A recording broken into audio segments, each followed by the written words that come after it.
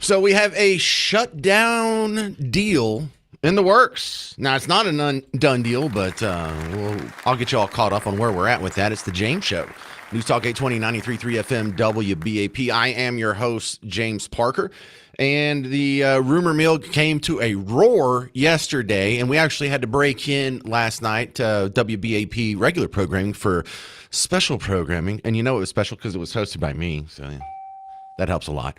But there seems to be a compromise, and not a whole lot has been accomplished, just words. And, they're putting pen to paper right now. The cloture vote that happened last night doesn't mean anything's passed yet. It just means debate ends. We still have to have the Senate vote and pass on all three bills. And then after that happens, Mike Johnson said he's going to call the House back into session. He'll give them 36 hours. What's going on? Why not call him back now if this is a done deal? So there's still some weirdness going on. Let me run it all by you, and then you can tell me what you think here. So in the shutdown deal, this was Mike Johnson earlier today saying, well, we've reached a deal. Now finally appear ready to do what Republicans and President Trump and millions of hardworking American people have been asking them to do for weeks. But as we said from the beginning, the people's government cannot be held hostage to further anyone's political agenda. That was never right. And shutting down the government never produces anything. It never has, if you study history. And so here we are. All right. So, yeah, here we are. We all agree. Shutdown's not good. Let's come up with the deal. Let's get together. Let's make this happen. Now, here's where the timetable starts to get long.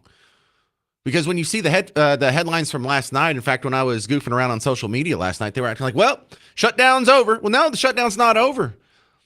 We have a verbal agreement on the deal. We have the cloture vote passed. We still have to have the Senate pass all three bills. And then this is where Mike Johnson said 36 hours. He's going to call the House to session 36 hours after the Senate version passes.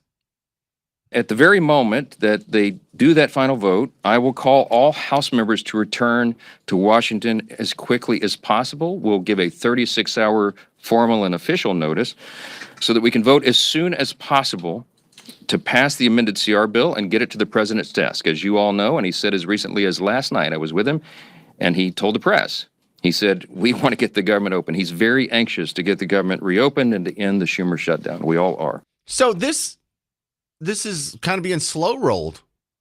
Mike Johnson, you should have called him and given him 36 hours last night, because everyone's making it sound like a done deal. Do you have the votes? Well, you just had the votes in cloture, so now all you got to do is have 51 votes or 50 and one abstention to get anything passed. So there's nothing stopping you now. What's the holdup? So they're actually don't seem to be in very much of a hurry here. Now, the most important soundbite I'm going to play for you today comes from a week ago. Ted Cruz was on Sunday Morning Futures with Maria Bartiromo. Ted Cruz also made a similar prediction with Larry Kudlow from Fox Business, saying this shutdown's about to end because this is all about the election. And you'll know it's all about the election because there's not going to be any big compromises made. The Democrats are going to cave on everything just so they can end this. And what this kind of proves is this theory that Ted Cruz threw out last weekend is bearing out to be true. His prediction timetable is bearing out to be correct, and the terms of the deal are turning out to be correct. Will the government open this upcoming week? This is getting seriously impacting the U.S. economy. What's your take? I think it's likely to open Wednesday or Thursday of this week. The Democrats will wait until after Election Day because they think a shutdown is good for energizing the crazies in their party. But I think it'll be either late this week or early next week. Are you going to have to give on the Obamacare subsidies? No, the Democrats will collapse entirely. Okay. All right. Round of applause. That's pretty impressive, isn't it? And this is one of the great litmus tests that I wish more people would do. This is what Rush Limbaugh taught you, the drive-by media. They're just going to run out, they're going to say a whole bunch of things, and you never circle back and revisit it. And he did. So I just circled back and revisited that. I didn't do a drive-by media of that. He made a prediction, and we held him to account. Turns out he was right. One of the most optimistic parts of the weekend where I knew the government shutdown was going to happen pretty soon is because MSNBC said the opposite. This is Ryan Nobles, a guest on MSNBC on their Meet the Press Roundtable, saying, oh, no, you can expect past Thanksgiving. Do you think they're going to get a deal? No. I didn't feel that much optimism. And it's not just what they told you, it's also what I'm hearing from people that I talked to about this issue. They seem pretty entrenched in their original positions. And if you actually go back to the things they were saying prior to the shutdown beginning and comparing them to what they're saying now, they really haven't moved all that much. You know, Senator Schumer this week presenting this proposal about a one-year extension, that really fell with a lead balloon in the White House. Democrats feel emboldened. Their base is telling them to continue to fight. Republicans feel no incentive to give on this at all. That's the recipe for this continuing on. And Kristen, I don't want to say this, but I really believe this could extend all the way to Thanksgiving, if not beyond, because there just seems to be no break in this fever. So there it is. One side tells you that the shutdown is going to be done by the end of the week, maybe beginning of next week, and comes out just right on time. Next guy, the other side of the aisle, looking at the exact same information. Actually, this was made more recently. So he should be a little more accurate in his prediction because he has a whole new week of information. And this was while the rumor mill was churning. He's like, nah, I expect this to go past Thanksgiving. But do y'all have to be wrong about everything? Do you have to be that wrong about everything? The other thing that the prediction here that we need to circle back for, drive-by media, the Rush Limbaugh trick, is we're doing this all without ending the filibuster. I think that's super important. I'm glad we didn't have to end the filibuster. I didn't like the idea of ending the filibuster. And Ted Cruz didn't like it either, senator from Texas. This was on the 7th. So what is that? Friday? Yeah, he was saying, that we're not going to end the filibuster. This was the Kudlow clip because we don't have the votes in the filibuster. And he turned out to be correct on that. Here we have the budget compromise. It's already past cloture, and they didn't have to use the nuclear option. I'm sure you were at the Republican breakfast with President Trump. All right, he wants to end the filibuster. Okay, and he's, campaigning on it, talking about it, tweeting on it. He talked to you all at the breakfast meeting. What does Senator Ted Cruz think about this? Look, the votes are not there to end the filibuster. It is not every president of our lifetime has wanted to end the filibuster, because if you want to move legislation through, the filibuster necessarily slows things down. I can tell you that when Joe Biden was in the White House and Democrats had the House and Senate, it is only the filibuster that stopped us from absolute devastation. There you go. So there is revisiting the two most important points of what the shutdown compromise could look like. It's done without the filibuster, and it's done without any big changes to what the Republicans were pushing in the beginning. Now, a lot of Republicans are running out saying, well, this is a clear victory for us. A lot of Democrats are saying, well, this is a clear loss for us. Is it? Continuing the previous Democrat spending bill is a big loss for Democrats and a big gain for Republicans? I don't know. So I like the fact that they reached a compromise and this is going to be behind us soon. Not sure I necessarily like the results, but it is what it is, and I'll keep you updated as these votes come through and make it official. Coming up next, Connor Vassell from Young Voices is going to talk about what he sees. Say that again? Oh, it's Donald Kimball. I said the wrong guy? Okay, thank you, Garrett. Donald Kimball. Next, coming up on the James Show. To talk about the latest scuttlebutt in D.C., we have at least word of mouth compromise to end the federal government shutdown. So, and it hadn't happened yet, but it's in the works, and we'll find out where we're at with that and what the timetable looks like next on the James Show. News Talk 820, 93.3 FM, WBAP.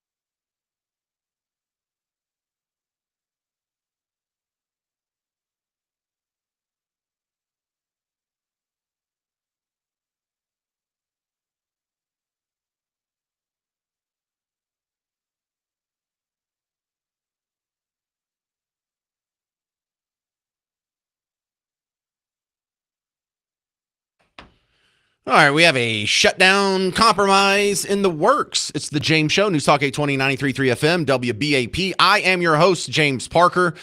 And the big vote, the cloture vote, happened yesterday. So the big 60-vote threshold that's been holding this whole thing up, that has been passed. And so now we are expecting the spending bill to be divvied up into three parts.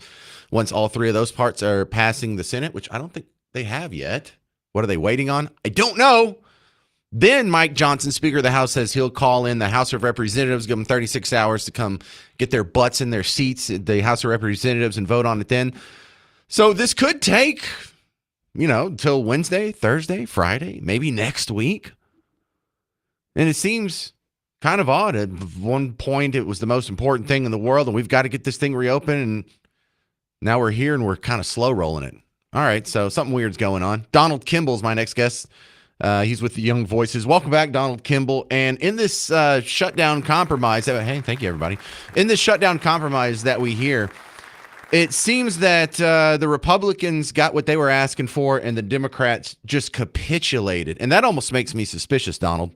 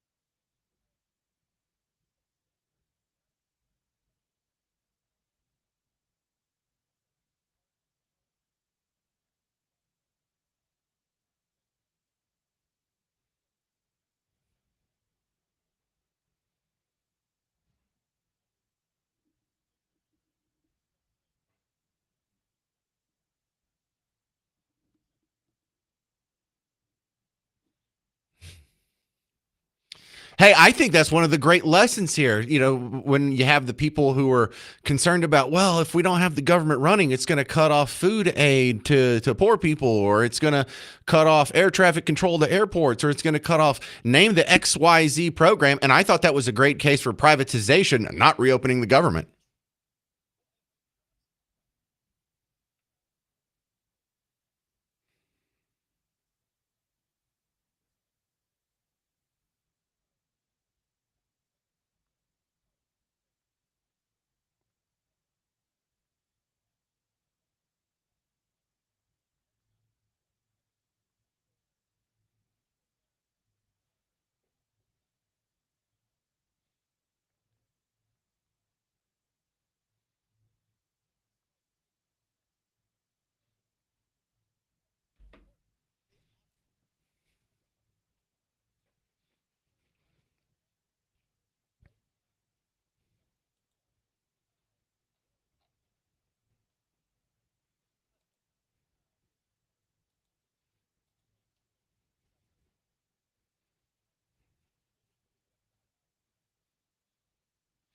So who do you think really won in this? I thought the compromise was so bad. I thought it was so pro-Democrat that Democrats were crazy to fight it to begin with. But, they wanted government to be even bigger.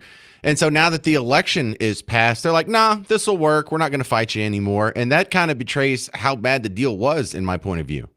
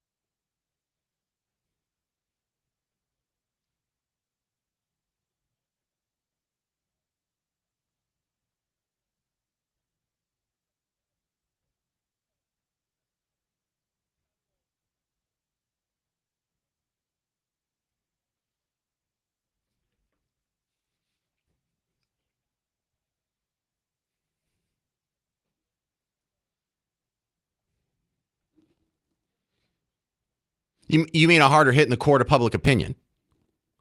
Okay, so the other thing I like, and we're talking with Donald Kimball from Young Voices, if you're just joining us, we managed to get through this without getting rid of the filibuster, and I'm not sure if people understand how important of a dodge that is.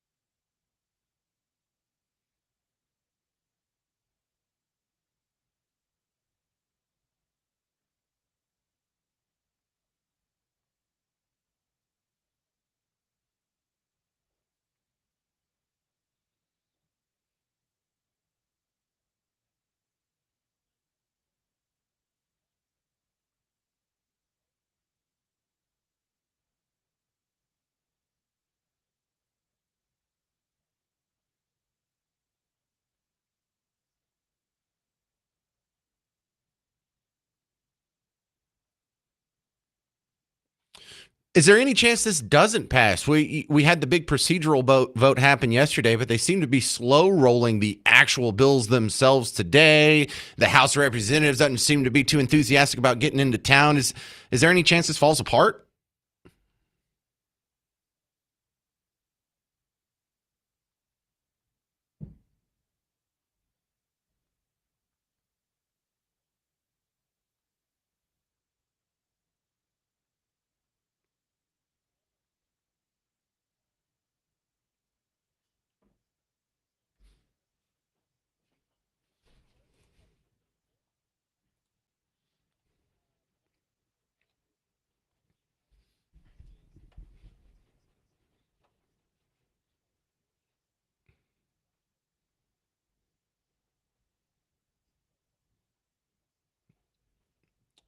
Oh, that's a good thing to bring up.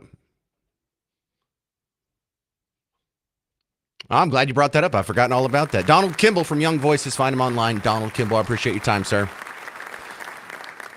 Coming up next on The James Show, some lessons from the great shutdown of 2025 in audio sound bites. 800-288-9227. I'm James Parker on News Talk 820, 93.3 FM, WBAP.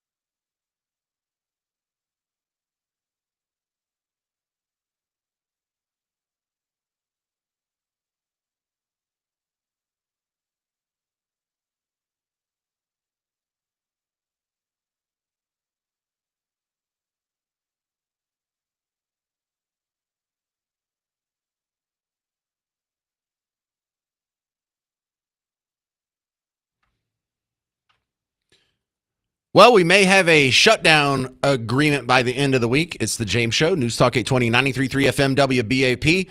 And a lot of people are wondering, so what's the timetable here? When are the airlines going to be back to normal? When is my food stamp card going to be refilled? When is my federal government paycheck going to be restored? And if you're wondering about the details on that, my sad answer is, I don't know. I don't know when they're going to get all this done. It sounded like they were going to get it all done within a matter of like 24 to 48 hours last night. Hey, we've got the votes. Let's get together. We got the Senate together. It's on a Sunday night. We can work anytime we want. Meanwhile, the House is all spread all over the country and like, well, maybe in 3 days after y'all actually pass everything and the votes have already gone through, we can talk about doing a vote here. So on one hand, the Senate seems to be in a big hurry. House does not seem to be in a big hurry. But there's a lot of lessons to be learned here, and I hope they don't escape the public consciousness. For someone who listens to WBAP, I'm sure you get all these lessons here. In fact, you probably didn't need these lessons. But for a lot of people, the worries about SNAP, the worries about food stamps, we were being told that there's no way we could feed all the hungry people out there, all the needy people, without a federal government program, which is just silliness. Seeing as how we never had a federal government program like food stamps until what, LBJ? But yeah, here we are. What is this? 2 weeks into the food stamp cutoff almost, and it looks like private sectors did step up. It looks like churches and food banks did cover the need. But this is what you were told 2 days before the food stamps were cut off. I am 34 years old, and I am the mother of two boys, 8 and 3. For Simone Wilkes, the shutdown isn't about politics. It's about survival. My stomach dropped because I'm already struggling. I'm already stretching food.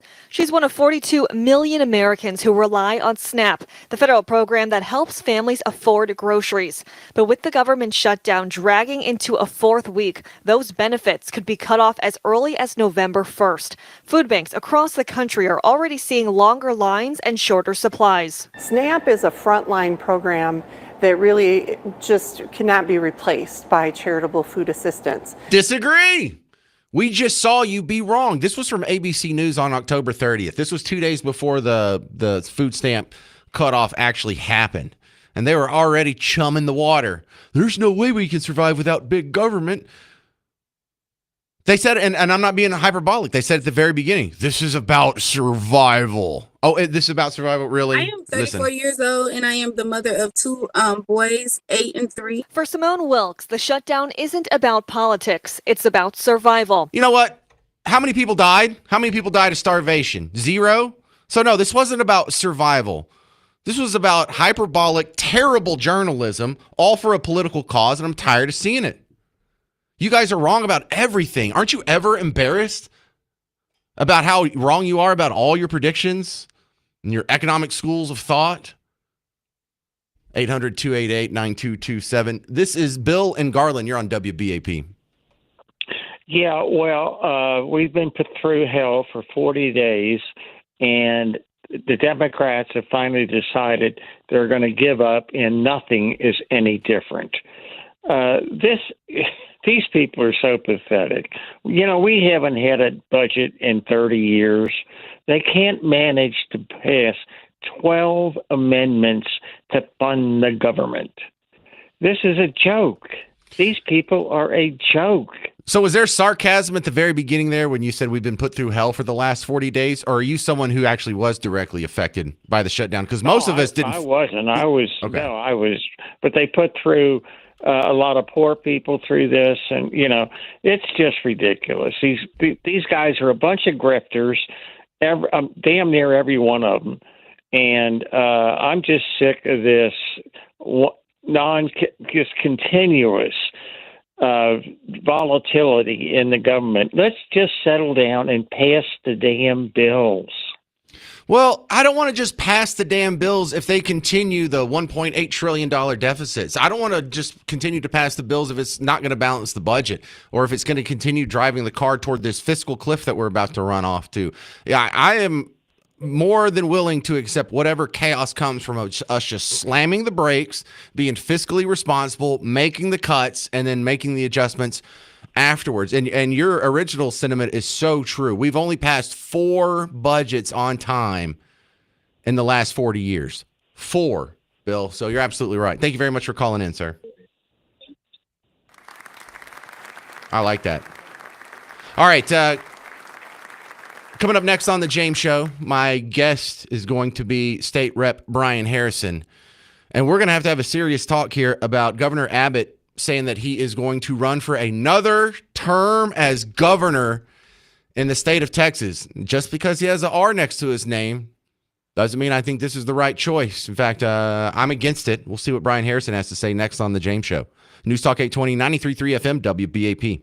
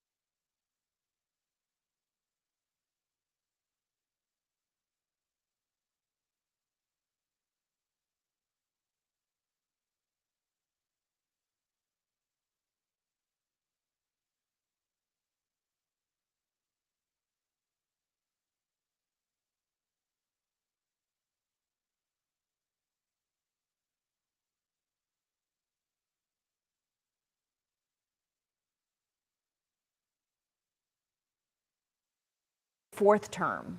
We will protect what we built. We will finish what we started. We will lead Texas into its glorious future. And that's why tonight Abbott has served as governor since 2015.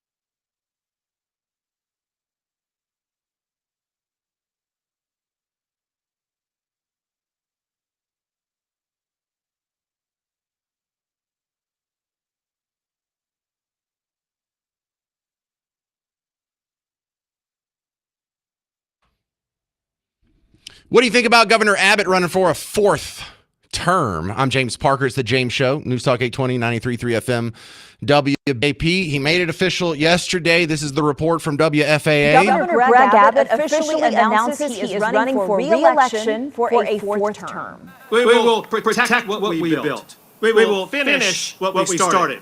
We will lead Texas into its glorious future. And that's why tonight Abbott has served as governor since 2015. If he is re-elected and serves the full term, he would become the longest-serving governor in Texas history. Currently, his predecessor, Rick Perry, holds that title. All right. Enough of that. My next guest is going to have some strong opinions about this. The great state rep, Brian Harrison, out of the Midlothian area. Welcome back, Brian Harrison. All right. Generally speaking, I'm just going to assume you're against this. I mean, I am, and you and I are simpatico on a lot of issues here. Do we agree on this one?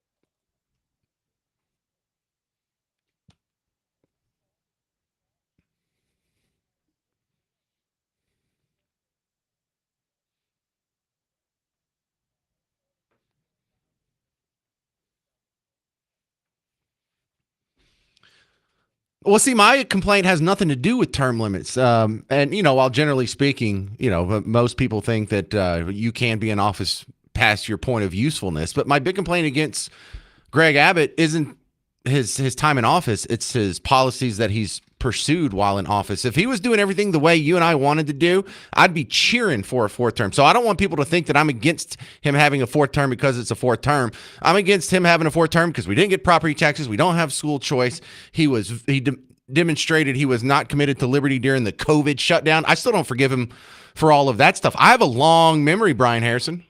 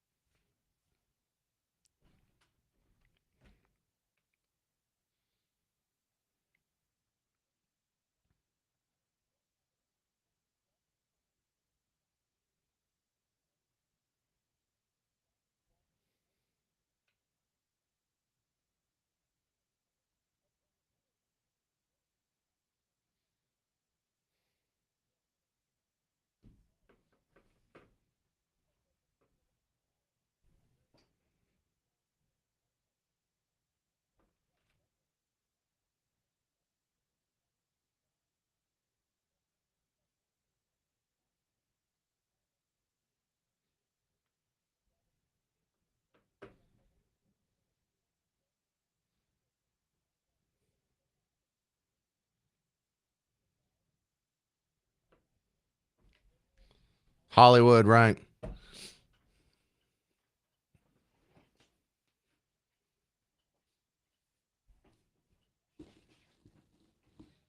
right, State Rep Brian Harrison, there's a lot of these projects that sound like they're coming straight out of the Al Gore playbook, and then they get signed on here. Like, it disgusts me that Texas is number one for wind power generation, because that's all subsidized. It's not like we naturally did that, or we're talented, or we found out some new efficiency. No, we've just squandered more tax dollars on wind power than any other state. And the other things, like what did they do a couple years ago? Like the rural broadband program, where we've got to spend billions of dollars. So some guy who lives out in the sticks can get more than 300 megabits per second. I'm like, that's not a priority.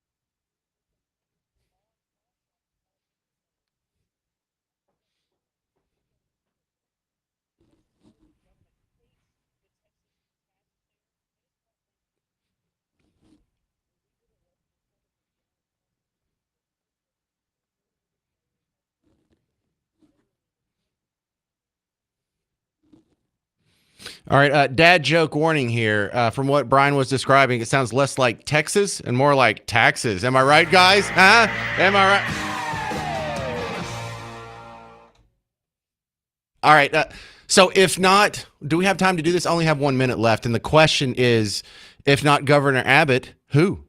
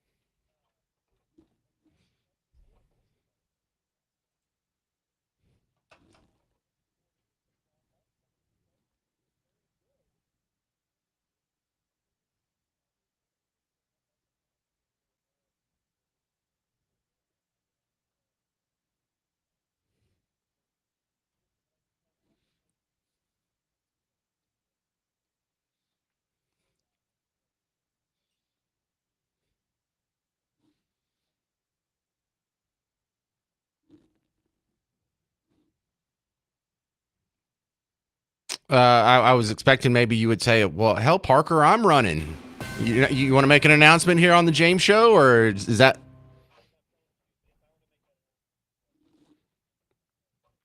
Yeah, probably after your friends in Houston. But thank you very much for your time on the James Show. I know. It's the state rep Brian Harrison out of Midlothian. Give us an assist. What do you think about Governor Abbott running for a fourth term? Would you support that? If not him, who? 800-288-9227, 800-288-9227. I'll give you my short list next on The James Show, News Talk 820, 93.3 FM, WBAP.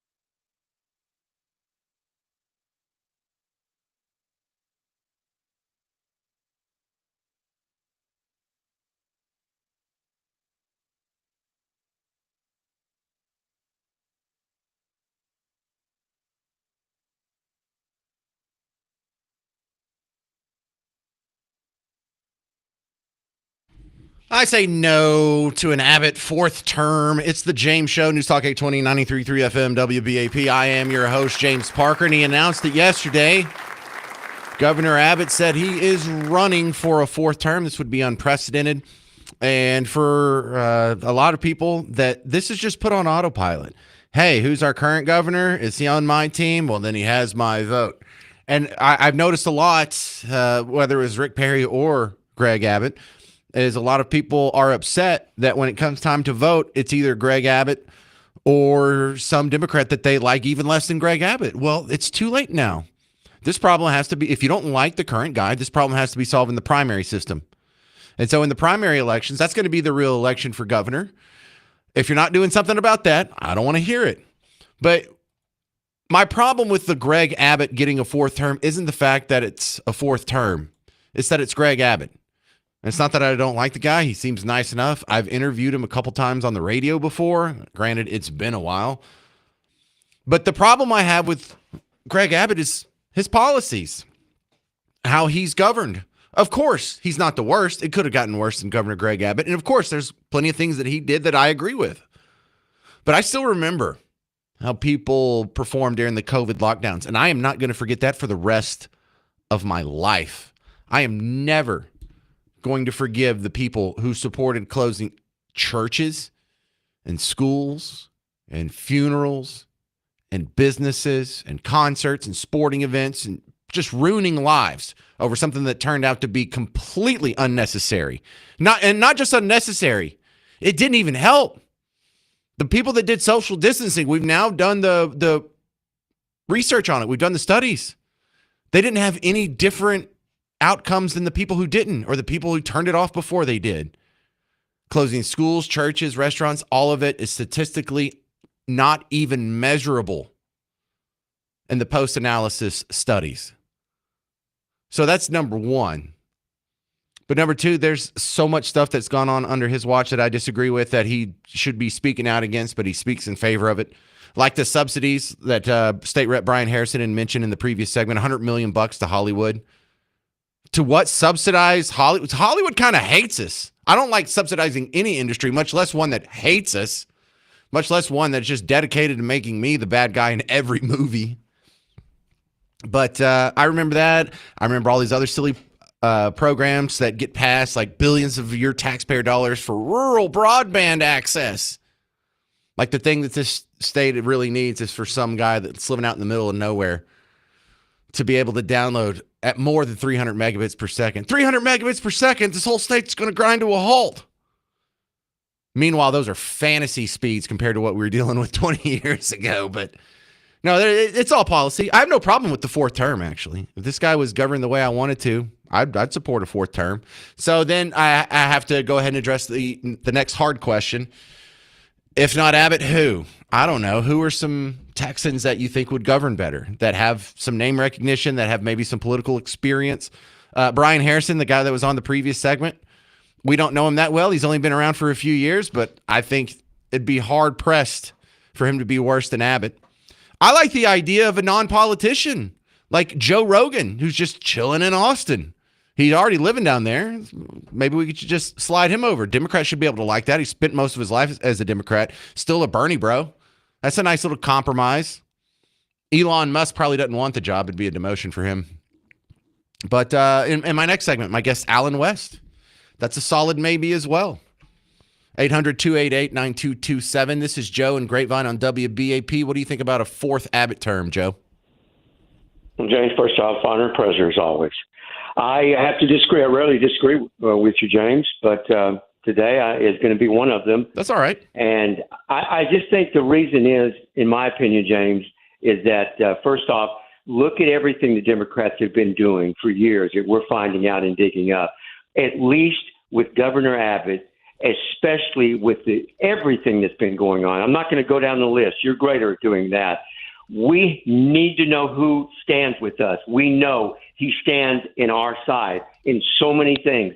And I remember, James, and I don't think I'm wrong, and it was also in Casey during the morning, both of you have complained not just about Abbott, but about how he ran into a wall with the Republican leadership in our House and Senate in the Texas, not national, but Texas.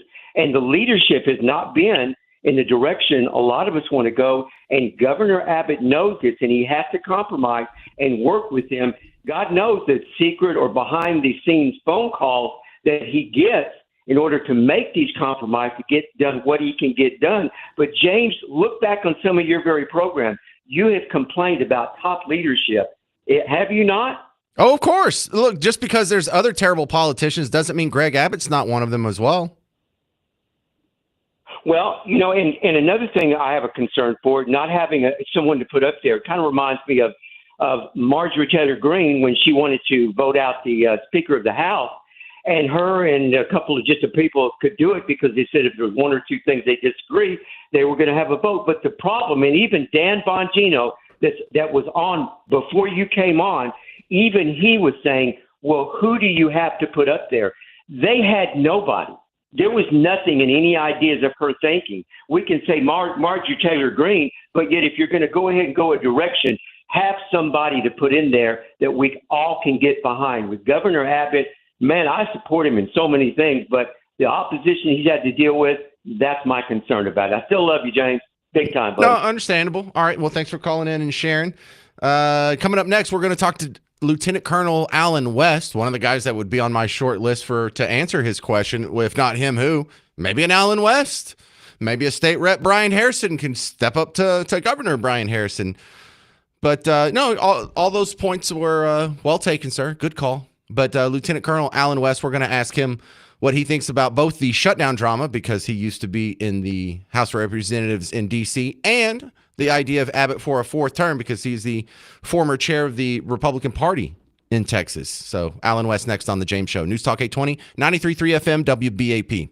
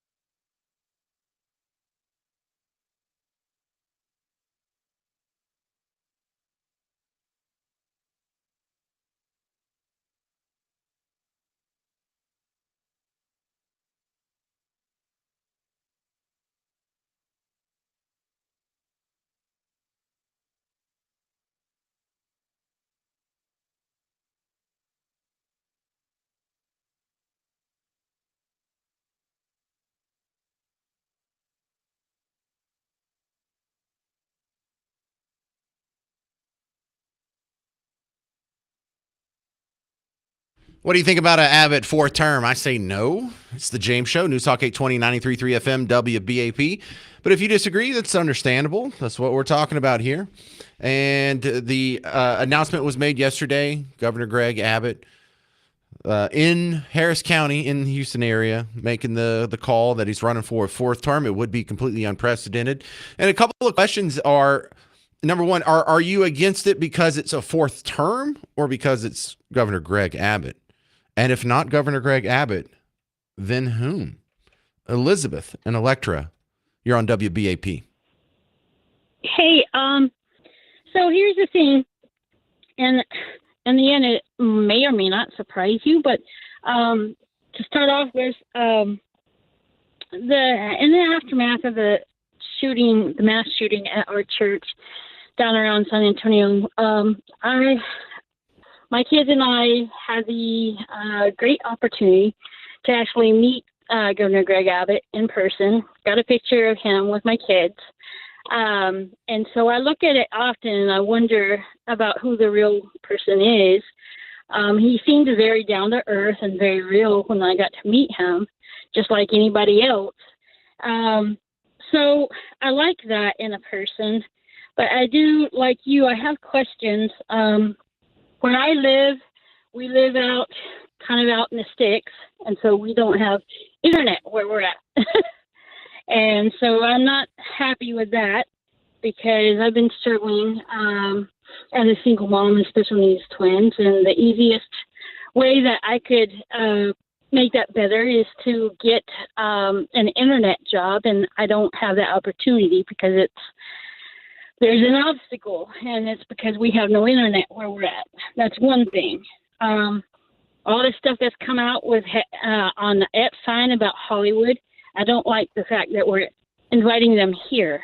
Although that the ones that are coming here, I hope that they remember and vote differently than what they did back there. And I want them to be, I hope that they're conservative, and I hope that they're not pedophiles. Okay, so Elizabeth, overall, Governor Greg Abbott for a fourth term, is that a thumbs up or a thumbs down? I actually don't know, but I am pro MAGA. Anybody who is truly endorsed by Trump, I would vote for. And I know that seems silly, but I think Trump overall has done a great job for our economy. He's fighting against others. There's a lot of stuff that's going down, and there's a lot of obstacles and a lot of people trying to prevent him from accomplishing his things. But still, Trump endorsed a candidate that's truly endorsed by him, I would vote for them. All right, good stuff. Thank you for calling in. That's Elizabeth and Electra. All right, my next guest, Lieutenant Colonel Alan West, coming back on the James Show. And let's just start with that. Lieutenant Colonel Alan West, you're one of the big political names here in the state of Texas. Your reaction to Governor Greg Abbott saying he's running for a fourth term?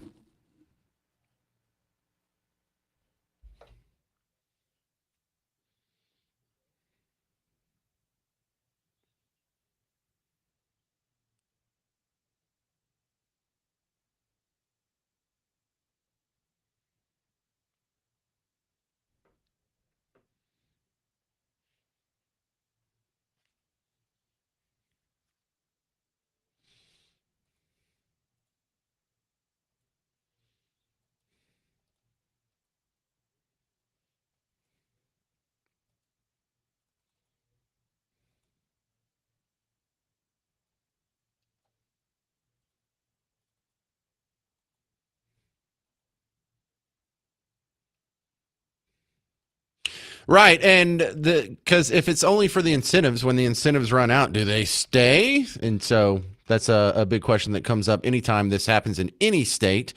But the second biggest topic that we're talking about today, Lieutenant Colonel Alan West, is the shutdown. And so there's been details of a compromise that are announced. It hasn't actually been voted and passed through the Senate yet. But what do you think about this shutdown situation finally ending?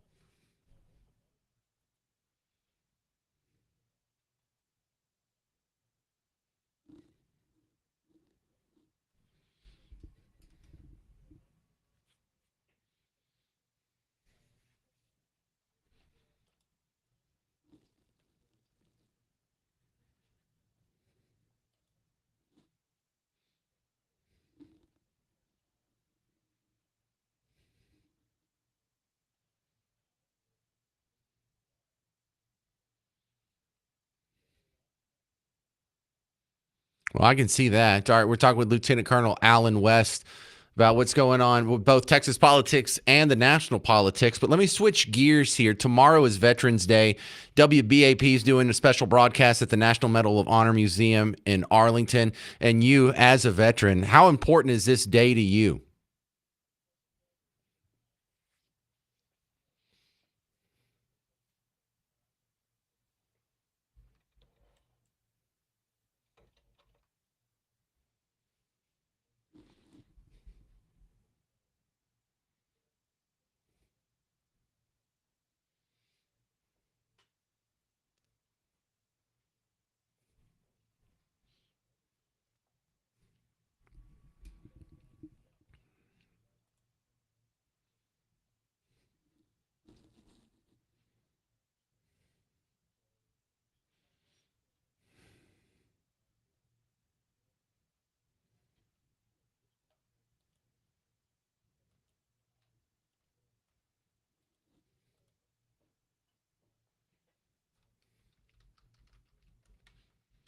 Very cool. All right. Thank you very much. This is Lieutenant Colonel Alan West on the James Show. Appreciate your time, sir. And we'll talk a little bit more about the Veterans Day special broadcast from WBAP coming up tomorrow. That's next on the James Show. News Talk 820, 93.3 FM, WBAP.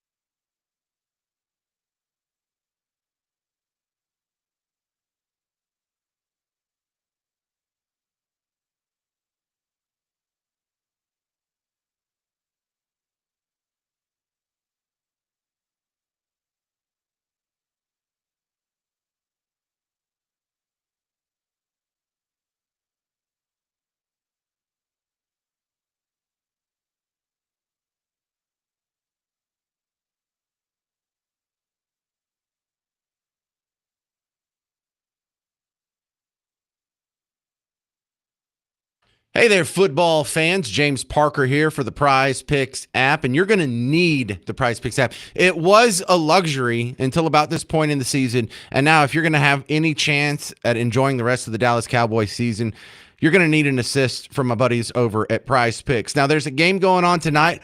I'm in on the action. You want to get in on the action? All you do is make a lineup of 2 to 6 players. Here's what I did. Jalen Hurts, one of his statistics is 1.5 passing touchdowns. I'm feeling a little froggy. I picked more. And then Jordan Love, quarterback for Green Bay, 1.5 passing touchdowns. You know what? Still feeling froggy. Still jumped. So I picked more on both of those. And if we have a little bit of a shootout tonight, I'm going to turn $50 into $175. You hear that? That's how easy it is. Now, if you go make a lineup of 6 players and it's tough picks, you can get up to 2,000 times your money with Prize Picks. And if you're new to the app, you can get a little bit of bonus to start with. Download Prize Picks, use promo code WBAP, and that'll get you $50 in lineups with your first $5 lineup. So you know how I just played a $50 lineup? You can take that, turn it into $175 with my picks. Download the Prize Picks app, use promo code WBAP, get that $50 with your first $5 lineup, and then turn a little bit of money into a little bit more money and add some spice to the sports you're already loving. Prize Picks, it's good to be right.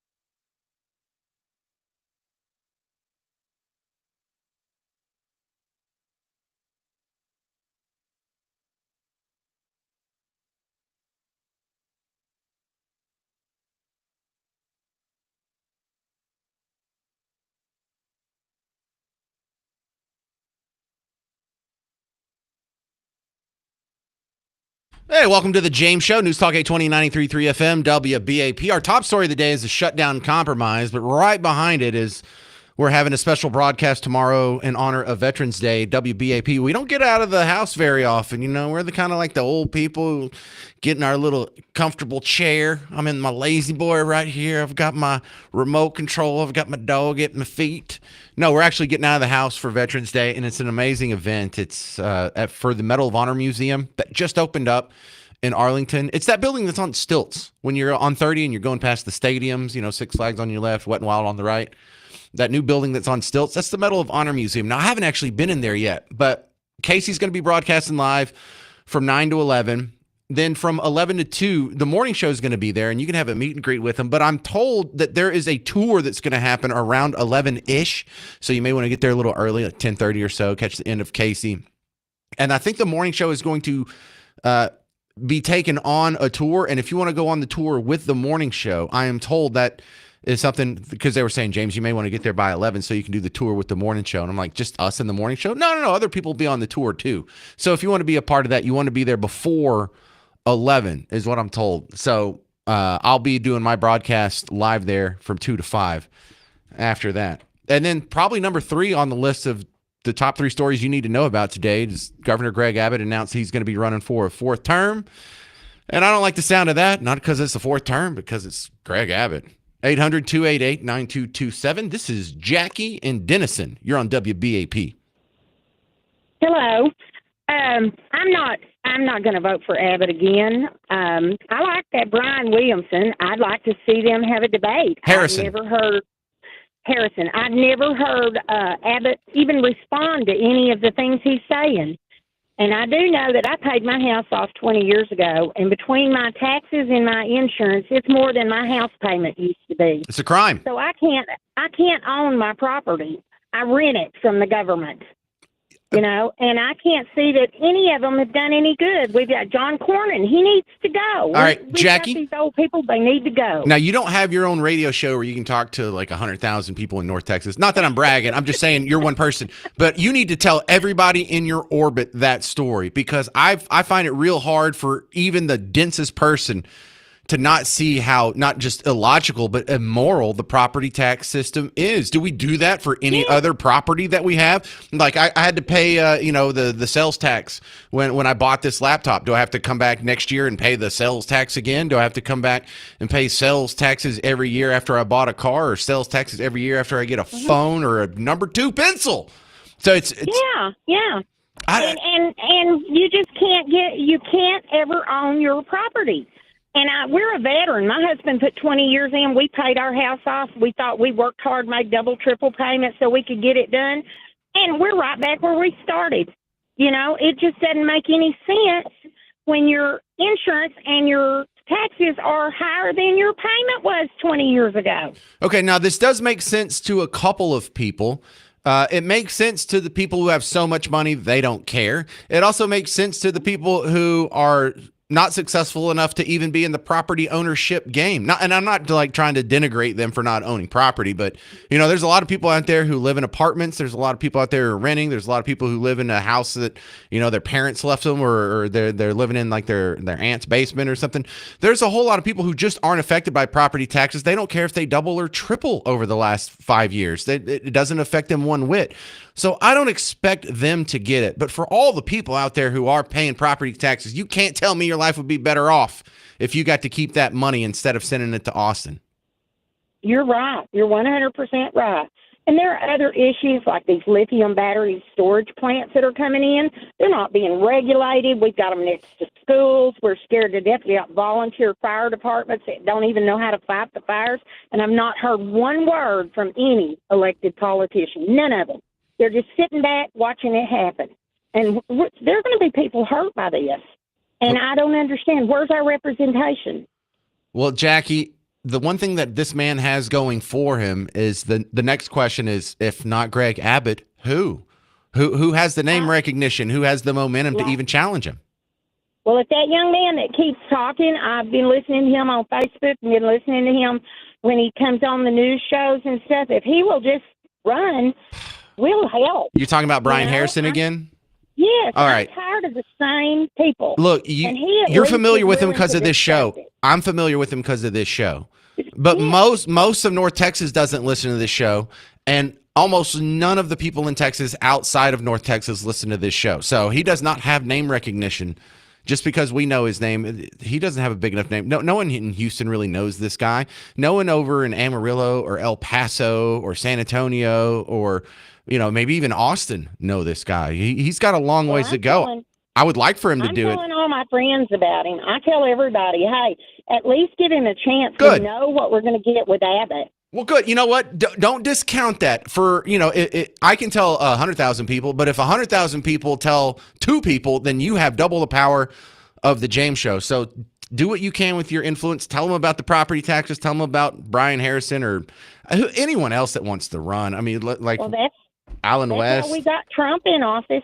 Everybody started saying we're sick of this crap, and we sent Trump because there was no one else. And that's the lesson. Trump got in office because we all knew his name. We all knew who he was. He didn't have to go out and do a whole bunch of extra work. But great call. That's Jackie and Denison.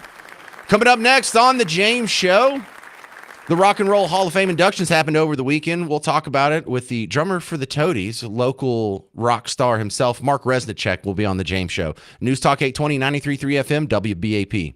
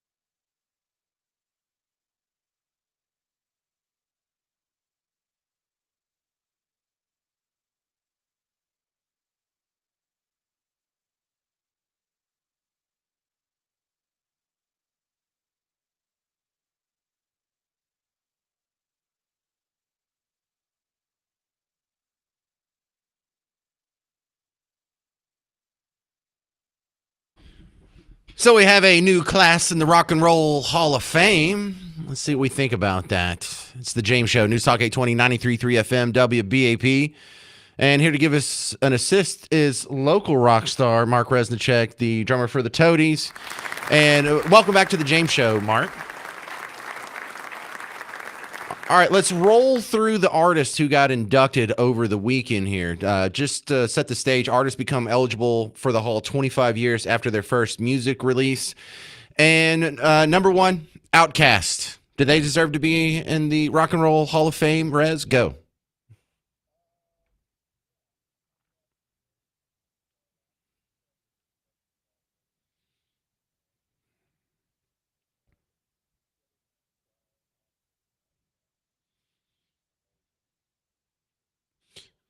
Well, I think a lot of people are a lot easier with Outkast being in there because there's quite a few of their songs where they actually, play instruments. And when they do live shows, they often, not always, but often have a full band that's actually playing music live on the spots. So they're a little more rock than a lot of people expect if you're not familiar with their work. I think the next one, Bad Company, that's a shoe-in. Anyone have any arguments with that? No. All right. Cyndi Lauper was the next one. This one's kind of like a maybe for me because she did have some big songs, but Girls Just Want to Have Fun, Time After Time, True Colors, and then Nothing. So, I mean, was that all on the same album?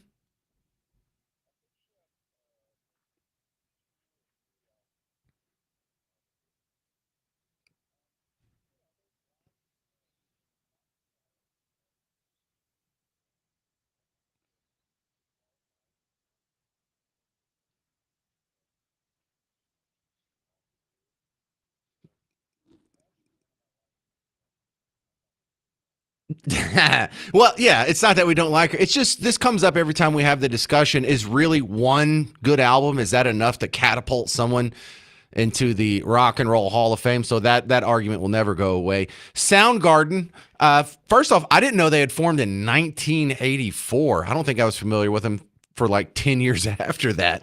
But yeah, they seem to be someone that was destined for the Rock and Roll Hall of Fame long ago. All right. Now the next one is another one of those questionable ones. Salt and Pepper. Are they rock? Not really. Well, do they kind of have some rocky songs? Do they play with a live band? Do they have any rock elements? Not really.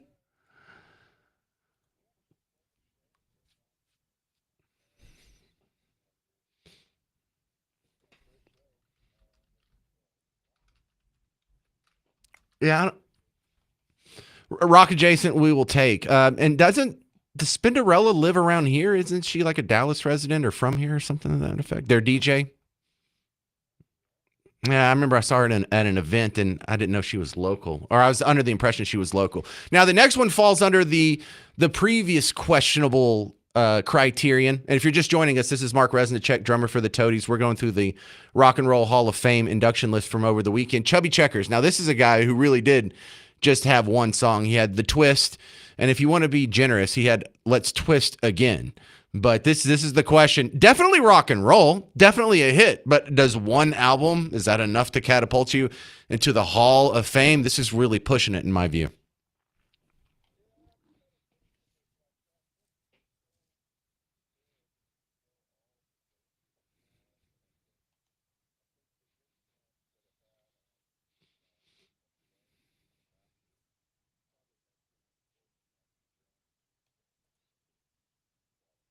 Well, we don't want to upset the giant Chubby Checker fan base out there. I'm sure they're absolutely rabid. The next one, Joe Cocker. He's an English singer who we probably, if you don't recognize the name, you'll recognize a few of his songs. But he seems like the previous generation's Bryan Adams.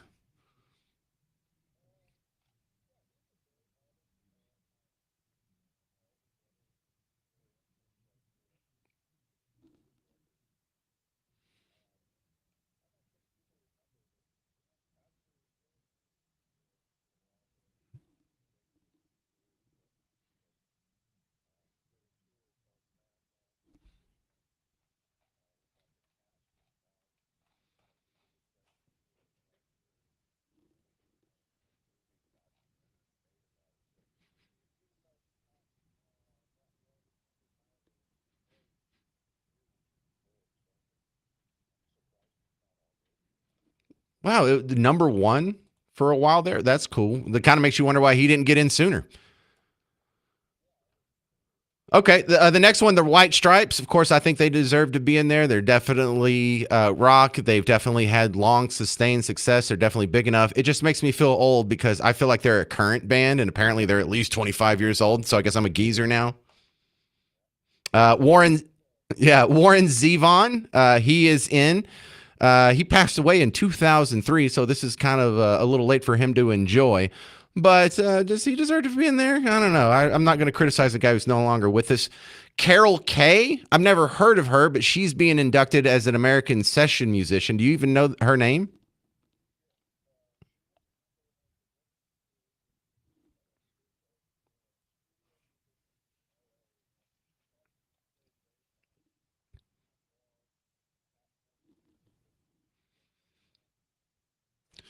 Good Vibrations. These boots are made for walking, and Barbra Streisand's The Way We Were. Wow, that's a hell of a resume.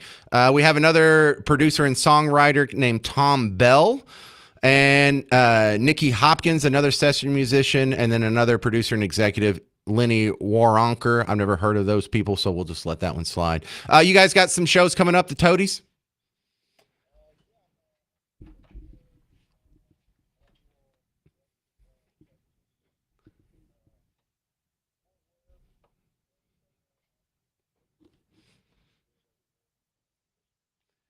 And opening for the Toadies is Jarrett Lee Reddick, which when he includes his middle name, I guess he's doing his country stuff. All right, fun stuff. Mark Resincheck from the Toadies. I appreciate your assist, sir. Thank you. All right, that's Mark Resincheck from the Toadies running down the Rock and Roll Hall of Fames. If you have any strong opinions about that, 800-288-9227. Coming up next, Donald Trump went to an NFL game yesterday. You'll find out how it went on The James Show. News Talk 820, 93.3 FM, WBAP.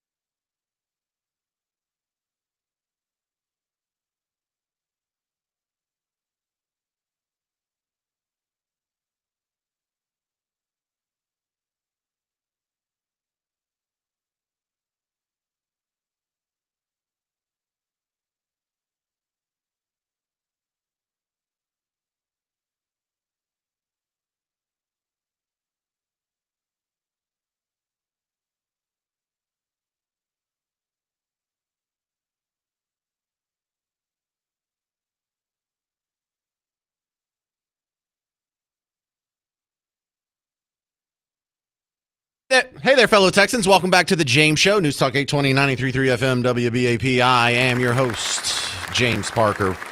Welcome back to the big show. Donald Trump went to an NFL game last night, and going to an NFL game is kind of a big deal for you and me. It's an even bigger deal for a president. We haven't had a president be at a regular season NFL game since Jimmy Carter. I thought this was America. All right, that I didn't know that would bother me so much. But I wasn't watching the game yesterday because it was the sorry Redskins, and I don't care about them at all. So I went back and I gathered a few clips for you. And here's the ones that you're going to think are interesting. So there was like an oath swearing in ceremony at halftime for some military recruits. I thought he was doing the swearing in ceremony for some new naturalized citizens, which would have been really cool.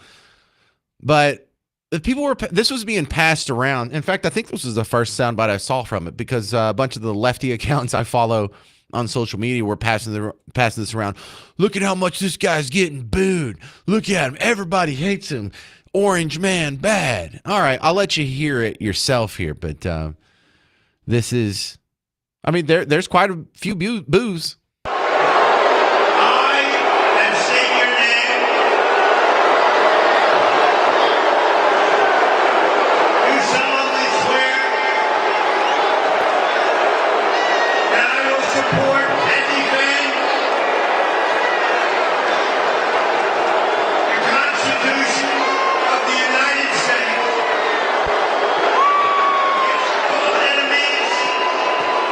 All right, so apparently people in D.C. have strong opinions on politics. Who would have thought, huh? But listen, if you're getting booed by the crowd in D.C., you're probably on the right side. Have you seen the Hunger Games? Have you seen? I know it's not like a documentary or anything, but the same kind of system sort of applies. There is this far off, distant capital where the people who dwell in the capital and run everything and receive all the tax revenue and decides who gets what, and they have power over everything, from the laws to the spending to the programs. They live a life of luxury and ease that is unknown to the regular citizen out in flyover country, which is you and me. Do these people not realize that you're the capital? You're the ones, you're the elite, you're the effeminate elite that are in charge. They're making fun of you. You're not the good guys. People who live high off the hog in the Capitol. In the George Orwell book, Animal Farm, you're the pigs. In the George Orwell book, 1984, you're the inner party. Which those aren't scary books. If, like, you and I think Animal Farm's a scary book on how things could really go wrong if we institute the wrong system of governance. It's not a scary story if you're one of the pigs. So you had some of that. Let me play a couple other sound bites. This was Trump talking to some of the two guys in the broadcast booth during the game. Respects to combat, war, etc., and you kind of take some of the same strategies. Would love to hear your thoughts about where we are as a nation, how we're doing. Well, we're doing great, and recruitment is doing phenomenally. People have spirit. Our stock market hit an all-time high. Prices are coming down. We inherited a mess. Prices are coming way down. And I'll tell you, our country has over $17 trillion being invested in it, which is a record. So we're doing great. So that seemed kind of normal. And then there was another little piece of drama, intrigue, if you will, when Amon-Ra St. Brown, the receiver, got a touchdown, did a dance in the end zone, and it was the Trump dance. You know, the thing where he moves his two fists back and forth in opposite timing. So that you can't see it, but just know you'll hear the call. He gets the touchdown. He starts doing the dance. And then another teammate next to him starts doing the dance with him. And the crowd seems to like it. Goff on the slant to St. Brown. He is in for a Lions touchdown. Yeah, and there's the dance. Yeah, see, that seemed to go over pretty well. So that was Trump at the game yesterday. Little bit of a mixed bag, wasn't it? 800-288-9227, 800-288-9227. Dude, if I was president, I'd be going to like every third Cowboys game. I'd be like, what is it, an away game? Where is it? Tampa Bay? Going. It's a nice stadium. That's nice weather. Let's go. I'd be abusing that privilege. Coming up next on The James Show, Victoria Churchill from the Daily Mail is going to be commenting on the three big stories of the day. Number one, the shutdown compromise that may be happening this week. Number two, Greg Abbott's running for a fourth term. And then number three, Donald Trump, the NFL, and the reaction to that. I'm James Parker. It's News Talk 820, 93.3 FM, WBAP.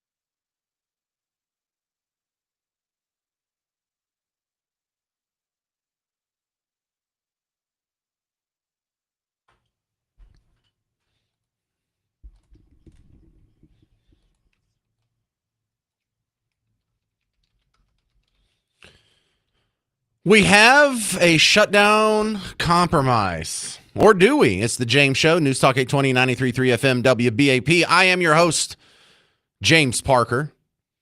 Giving me an assist, Victoria Churchill coming back on from the Daily Mail. Victoria, so this shutdown compromise, I have some strong opinions on it here. Number one, it seems like the Republicans got everything that they were asking for. Not that means it's a big win for the Republicans, but that means this whole 40-day fiasco seemed to just be centered around the election and not any real principles in the bill itself.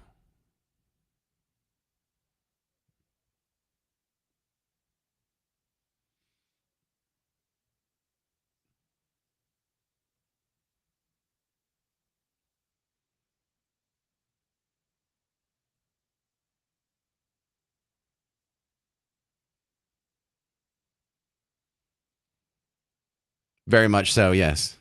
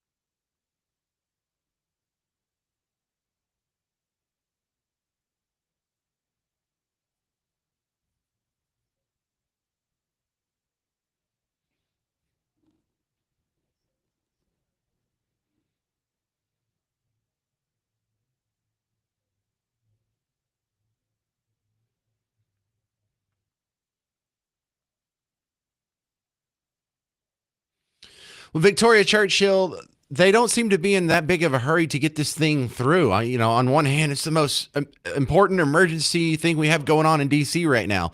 On the other hand, it's like, yeah, we'll do the 3 votes tomorrow. And then after all the votes come, then Mike Johnson will call in the House. It'll give them 36 hours to assemble instead of just calling them right now. Hey, you got 36 hours to be here. Looks like this bill's about to pass. It's almost like they're dragging their feet. Is that what you see?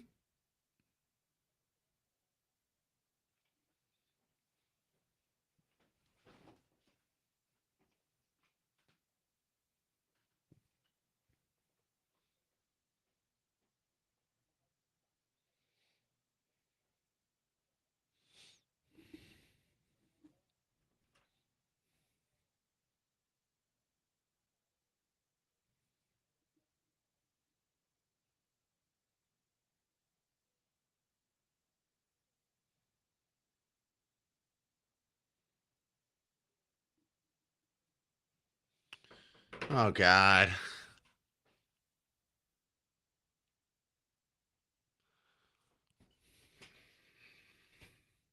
I hadn't heard of that Anna Paulina Luna situation. They're going to outlaw insider trading. It's already illegal, Victoria. What are they going to do? Make it illegaler? Uh, th-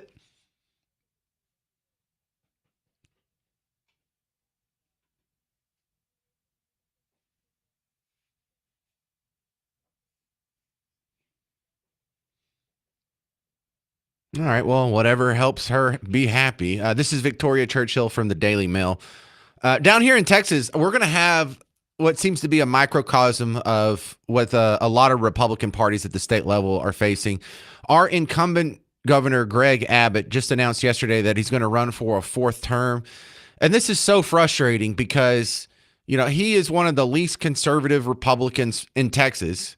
And he keeps getting reelected, and the only way to get him out is the primary. And you know how hard it is to get people mobilized and energized into the polls for an off-year primary election. And, I see other states having to go through this, other jurisdictions, other congressional districts having to just be stuck with the rhino that they got. I think a good example would be Mitch McConnell in Kentucky. No one's in love with Mitch McConnell in Kentucky, but once he gets through the primaries, it's a done deal. So that's one of the things we're facing here. How tired are you of seeing this situation?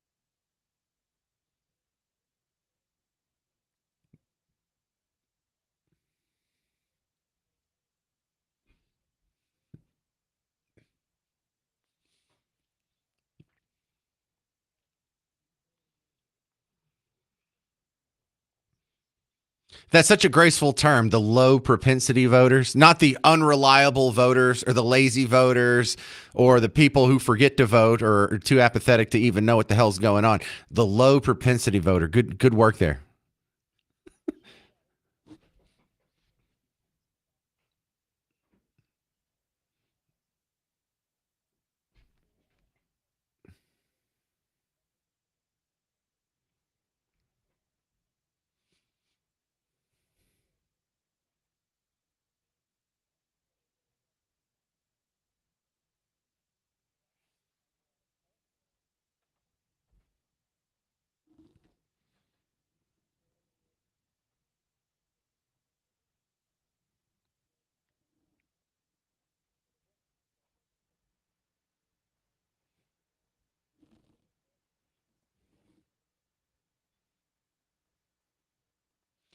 Well, and I thought that was something special he did because he managed to motivate people sort of in an affirmative direction, whereas most of the motivation you see of people try to get others to the polls is scaring the crap out of them. He's a Nazi, he's a sexist, racist, bigot, homophobe. They're going to take away your food. They're going to take away your health care. There's going to be starving children. And he was like, hey, I'm a cool guy. You know me from TV. You know me from all the other media appearances I've done, WWE, Home Alone.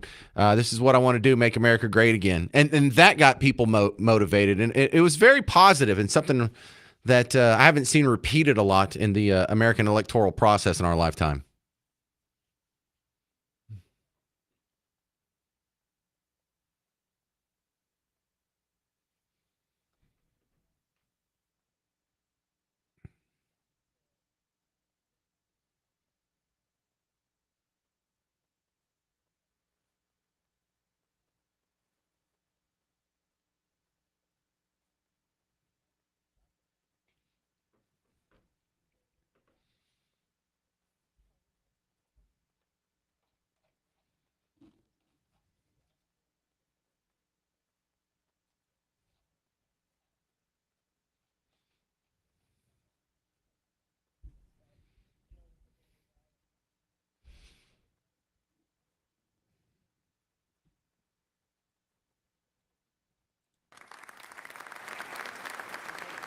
All right, that's Victoria Churchill. You can catch her stuff at the Daily Mail. I appreciate your help and your time on the show today, Victoria.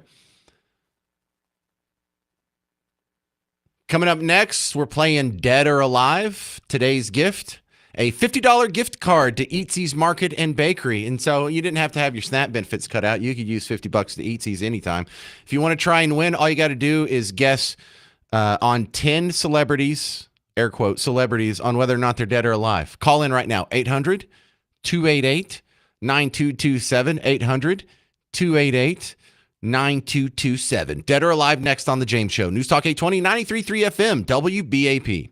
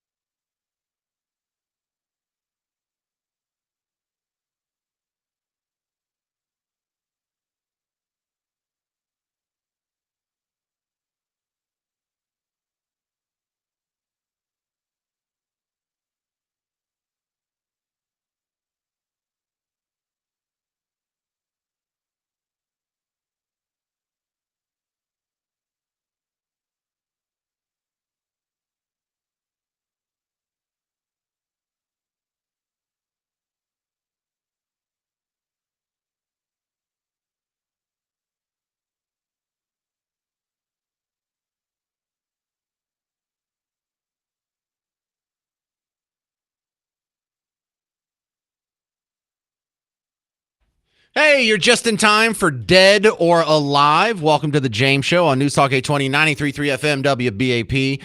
I am your host, James Parker. On today's episode of Dead or Alive, we're playing for a $50 gift card to Eatsies. More after the intro, Mr. Jovi.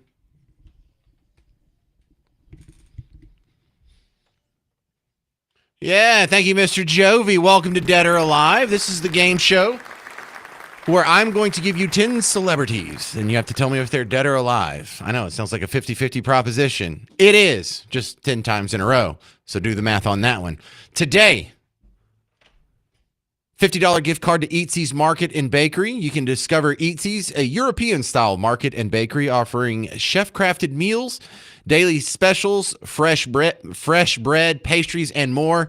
And they also make this chocolate chip cookie cake where I think they like stack the cookies with layers of stuff between them.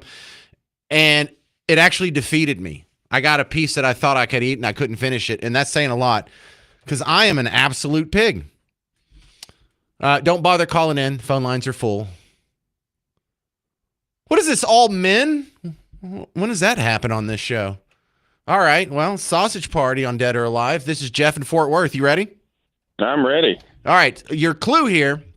Today's category, Jeff in Fort Worth, is Rock and Roll Hall of Fame. They just had their induction ceremony over the weekend, and everyone on this list was on the list for this weekend. You ready? I'm ready. All right, number one, Chubby Checker, dead or alive? He's dead. Sir, no, he's alive. 84 years old. Oh, I know. Really? Yeah, you didn't even make it first one. Good work, Jeff. Try again some other time. Jerry in Dallas, you're on Dead or Alive. You ready? Yes, I'm ready. All right, number two, Jack White, lead singer of the White Stripes, dead or alive? Alive. Warren Zevon, dead or alive? Dead. Joe Cocker, dead or alive? Dead. Chris Cornell, lead singer of Soundgarden, dead or alive? Alive. No, he committed suicide a few years ago. Yeah, sorry, Jerry. You did well, sir. Okay. Next up, Christian and McKinney. Hey, Christian, you ready for Dead or Alive? I am.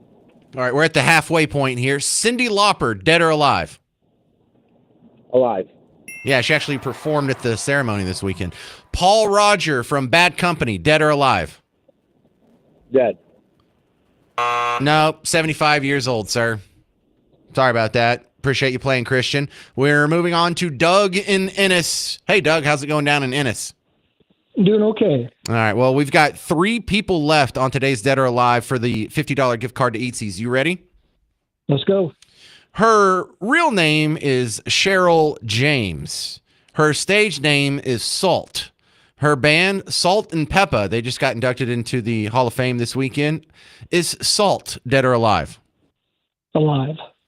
59 years old.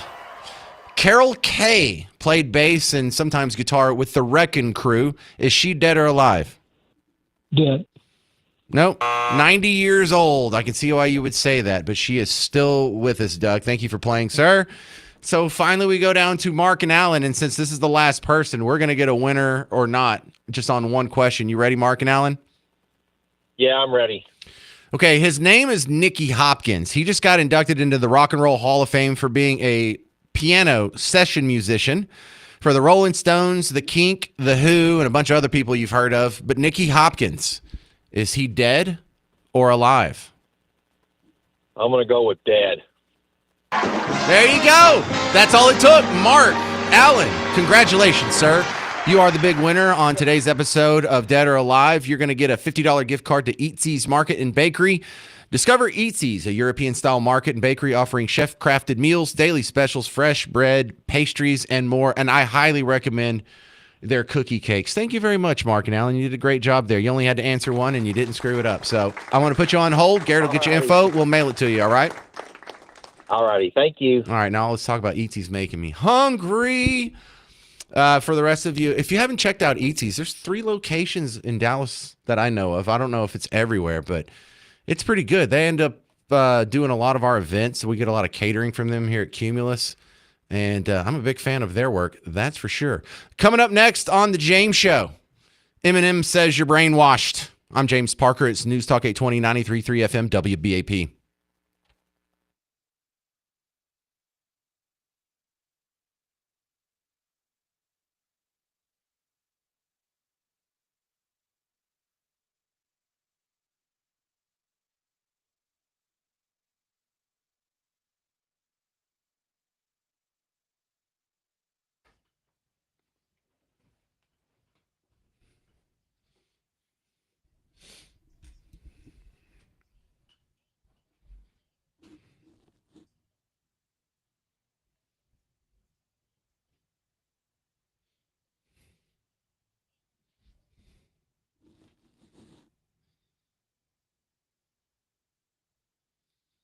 Hey there, homeowners. James Parker here for Rhino Shield. And listen, if you are in any position where you're thinking about painting your house, I swear to God, you better not. If I find out you painted your house without calling Rhino Shield first, I'm going to be very upset.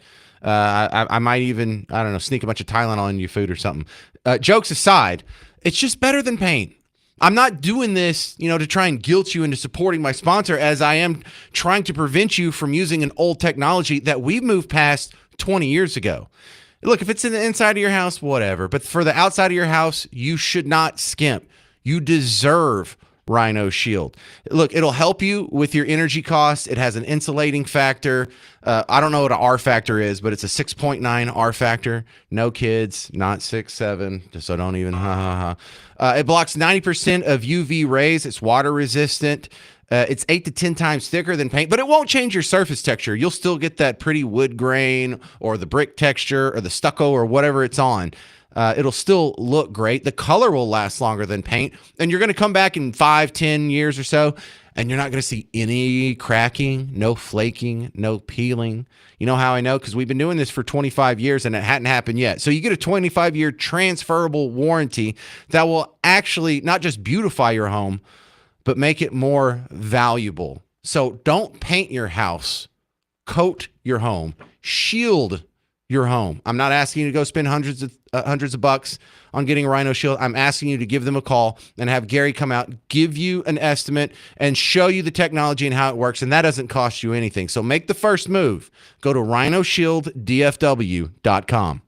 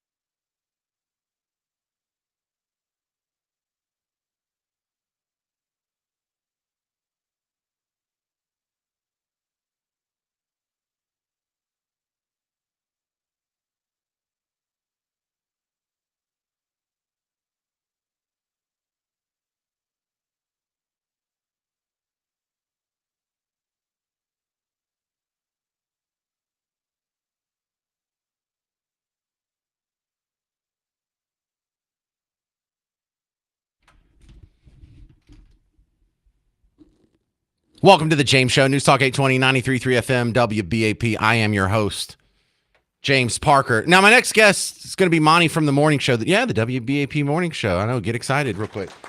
But I want to get his reaction, not just to talk about the event that's happening tomorrow, but there's a soundbite here where Eminem calls us all brainwashed, calls you brainwashed. And I want to start my segment with Monty getting his reaction to this Eminem clip. How in the do you feel like you relate to a billionaire who has never known struggle his entire life, watching him play to his base that thinks that he cares about them, and it's actually the people that he cares about the least? I will say this, he talks a good one. And if you're in his base, you're a core, let's say you're going to the rallies or whatever, you watch him on TV, you hear him talking this shit, there's part of me that understands, like, all right, he's somehow still got them because he's brainwashing them into thinking that something great is going to happen. Nothing's happening. Nothing is happening. Yeah, nothing's happening. I don't know, Monty. I kind of like the idea that the border could be closed just from the president giving a rip. So, yeah, I mean, there are some things happening. Your reaction to being called brainwashed by Eminem?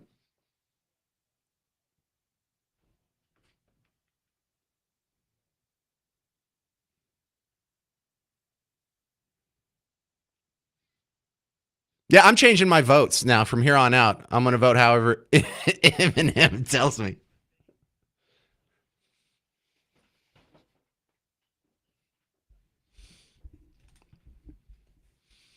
Yeah, well, I am very interested in these people's explanation on if you think Donald Trump is literally Hitler and fascist and a threat to democracy, how do you explain half the country supporting him? Are we all just stupid? No. The answer for him is we're brainwashed. So, okay. It could be a lot worse. It's better than being called literally Hitler, so. All right, now let's talk about this event that's happening tomorrow, because this sounds really cool. And I hope, Monty, this starts to be an annual tradition where WBAP, like WeatherCon just turned into something we do every year. I think this should turn into a yearly event.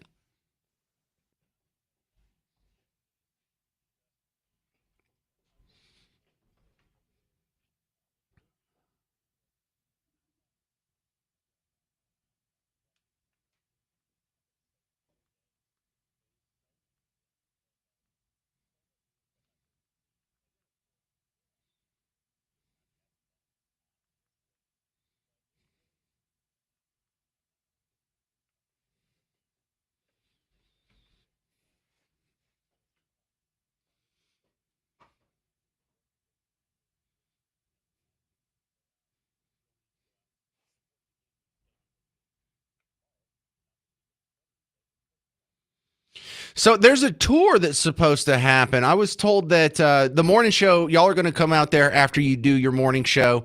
Casey will be broadcasting live, but at 11, there's going to be, is someone like a professionally leading us on the tour?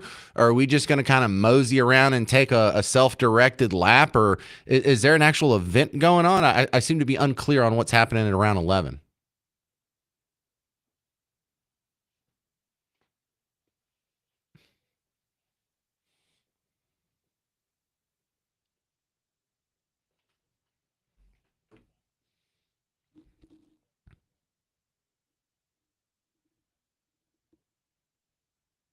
I have not. No. I've been wanting to go. I remember seeing the thing being built, and that we have this giant building on stilts. What's that going to be? Medal of Honor Museum. I was like, oh my goodness. Then every exhibit in there probably has an amazing story behind it. So,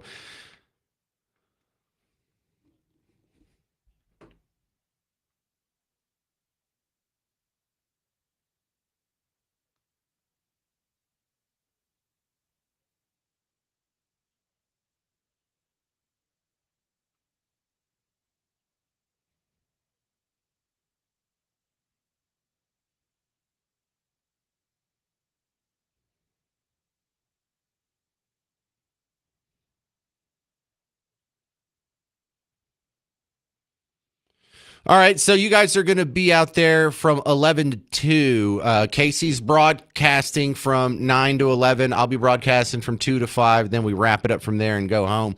Is everyone from the morning show going to be there from 11 to 2?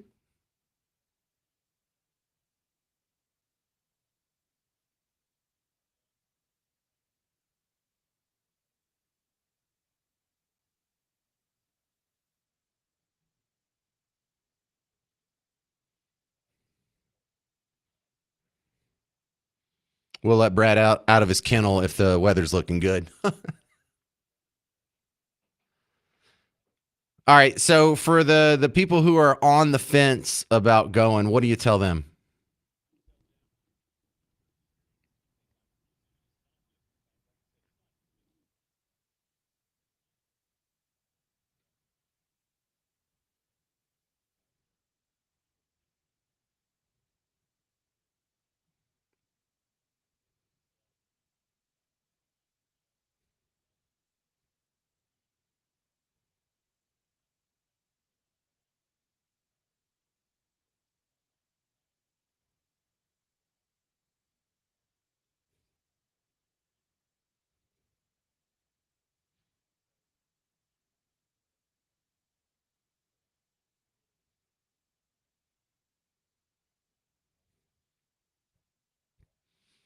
And look, the morning show is going to be out there. Casey Bartholomew is going to be out there. I'll be out there. You should come anyway. See what I did there?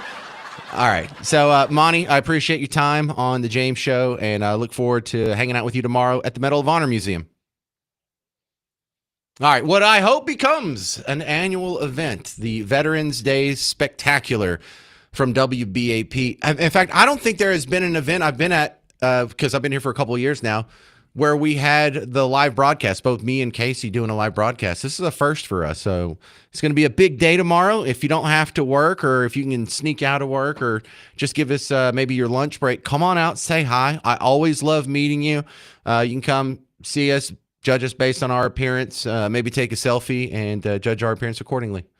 All right, that's going to just about do it for the James Show. But coming up, we have Sting.